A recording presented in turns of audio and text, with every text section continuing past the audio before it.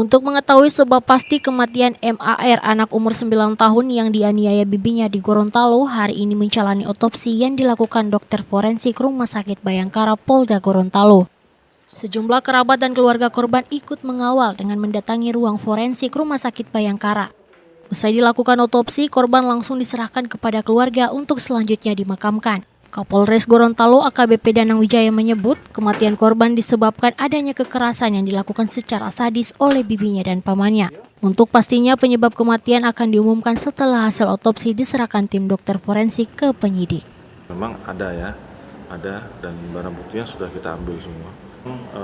Yang bersangkutan sering menyalakan musik yang cukup keras. Untuk kemungkinan hasil otopsi kami masih nunggu konfirmasi dari pihak dokter forensik. Nanti setelah dapat akan kita sampaikan kepada rekan-rekan semua. Intinya secara umum kalau secara umum gambaran kemarin di rumah sakit itu sudah dipastikan memang banyak kekerasan yang terjadi pada tubuh korban.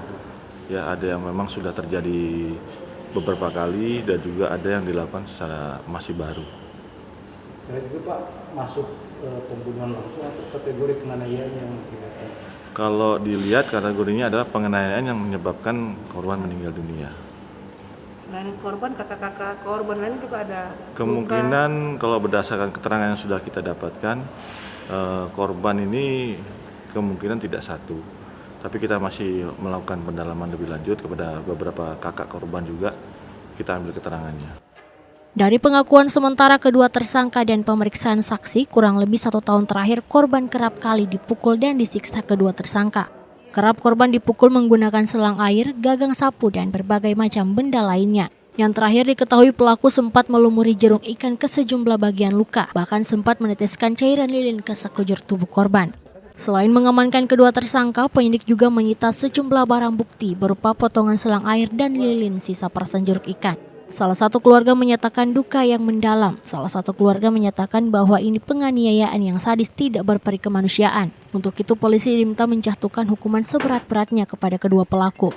Kedua pelaku diganjar dengan Undang-Undang Perlindungan Anak dengan ancaman hukuman 15 tahun penjara dan denda 3 miliar rupiah.